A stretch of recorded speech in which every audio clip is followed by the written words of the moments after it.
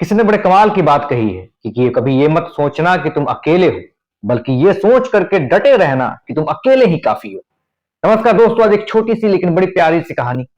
एक शेरनी जो गर्भवती थी, अचानक उसके पीछे एक शिकारी पड़ जाता है उसके शिकार करने के लिए। शेरनी अपनी जान बचाने के लिए इधर उधर जंगलों में भागती है, दौड़ती है। दौड़ते दौड़ते अपनी जान बचाते हुए वो एक टीले के ऊपर से छलांग लगाती है। जैसी वो टीले के ऊपर से छलांग लगाती है, वो अपने बच्चे को जन्म देती है। वो बच्चा टीले से होता हुआ नीचे गिरता है, जहां भेड़ों का एक झुंड जा रहा था। बच्चा उस भेड़ों के झुंड में शामिल हो जाता है और भेड़ों के साथ ही पलने लगता है, बढ़ने लगता है। भेड़ उन्हीं उसे पालते हैं, उसे बड़ा करते हैं, वो उनके साथ खेलता है और धीरे धीरे वो खुद को भेड़ ही समझने लगता है। जब भी कोई बड़ा जानवर पास से गुजरता है तो वो डर करके भाग जाता है, छुप जाता है। जब भी किसी के आने की आहट होती है तो वो घबरा जाता है, दौड़ने लगता है, छुपने लगता है। कायरता उसके अंदर समाती जा रही थी, निडरपन उसके अंदर से खत्म हो रहा था और डर उसके अंदर हावी होने लगा। वो बिल्कुल भेड़ों की तरह ही बोलता था, भेड़ों की तरह ही मिमियाता था, भेड़ों की तरह ही उसकी सारी हरकतें होती जा रही थी। एक दिन अचानक एक शेरों का एक झुंड आता है और भेड़ों के उस झुंड के ऊपर में हमला कर देता है। सारे भेड़ अपनी जान बचाने के लिए इधर उधर जंगलों में भागने लगते हैं, दौड़ने लगते हैं। लेकिन इस बेचारे ने तो अभी दौड़ना भी नहीं सीखा था। ये फंस जाता है, ये फंस जाता है। वहां बैठे हुए अपनी जान की गुहार लगाता है। जब शेर उसके करीब आते हैं तो शेरों से कहता है कि मुझे मत मारो, मुझे मत खाओ, मैं भाग नहीं पाया, मेरे सारे दोस्त चले गए, मुझे दौड़ना नहीं आता, मैं अभी छोटा हूं, मुझे छोड़ दो। उन शेरों के झुंड में एक बूढ़ा शेर था।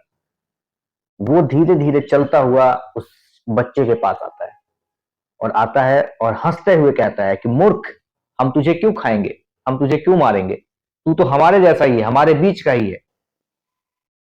बच्चा कहता है नहीं, मैं भेड़ हूं, मैं एक भेड़ का बच्चा हूं, मेरे दोस्त सारे भाग गए हैं, मुझे मत खाना, मुझे छोड़ दो, मुझे जाने दो। बूढ़ा शेर उसको घसीटता हुआ जंगल के तालाब के पास लेकर के जाता है और तालाब के पानी में उसको अब उसकी परछाई दिखाता है और कहता है कि देख, तेरी शक्ल और मेरी शक्ल बिल्कुल एक जैसी है। जब बच्चा पानी की में अपनी परछाई देखता है और उस बूढ़े शेर की परछाई देखता है तो वो चौंक जाता है, क्योंकि उसकी शक्ल जो थी वो हूबहू शेरों की जैसी थी। वो समझ जाता है कि वो एक शेर का बच्चा है। बूढ़ा शेर कहता है कि इतना ही नहीं, तुम चाहो तो शिकार कर सकते हो, तुम चाहो तो दहाड़ सकते हो। बच्चा दहाड़ने की कोशिश करता है, लेकिन चूंकि वो भेड़ों के बीच पला था, भेड़ों के बीच बड़ा था, भेड़ों की हरकतें ही उसने देखी थी, वही उसने सीखा था, उसके गले से आवाज नहीं निकलती है, वो मिमियाने लगता है। फिर वो बूढ़ा शेर उसको दहाड़ करके, दहाड़ना किसे कहते हैं वो बताता है। बूढ़े शेर की दहाड़ देख करके इसके अंदर जोश आ जाता है। जोश में आकर के ये अपनी पूरी ताकत लगा करके वो जोर से दहाड़ता है। उसकी दहाड़ इतनी तेज होती है कि पेड़ों से बंदर गिर जाते हैं, चिड़िया इधर उधर भागने लगती हैं, पूरे जंगल में अफरा तफरी मच जाती है, माहौल बिल्कुल भयानक हो जाता है, खतरनाक हो जाता है। और अपनी दहाड़ सुन करके इस बच्चे को गर्व होता है अपने आप पर। वो समझ जाता है कि वो शेर है, उसके अंदर वो काबिलियत जो है वो शेरों वाली है।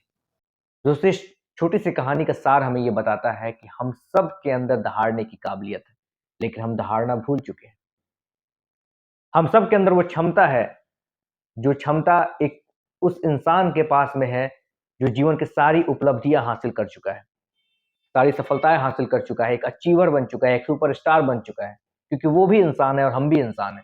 फर्क बस इतना है कि हम अपनी दहाड़ भूल चुके हैं। हम भेड़ों के जैसा खुद को समझने लगे हैं, हम अपनी काबिलियत के ऊपर शक करने लगे हैं। हम भूल चुके हैं कि हमारी असली काबिलियत क्या है।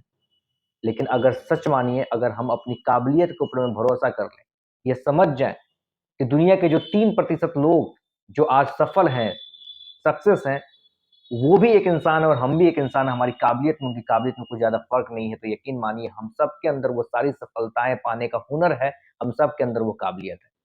फर्क बस इतना है कि हमें दहाड़ना सीखना होगा, हमें याद करना होगा कि हम दहाड़ सकते हैं। मैं उम्मीद करता हूँ ये कहानी आपको पसंद आई होगी और इस कहानी के माध्यम से आप अपने जीवन की मुश्किलों से लड़ने का हौसला पाएंगे और कोशिश करेंगे कि वो क्षमता जो कहीं ना कहीं आपको अब दिखनी बंद हो गई है, उस क्षमता को दोबारा से हासिल करने की आप कोशिश करेंगे। बहुत बहुत धन्यवाद आपका।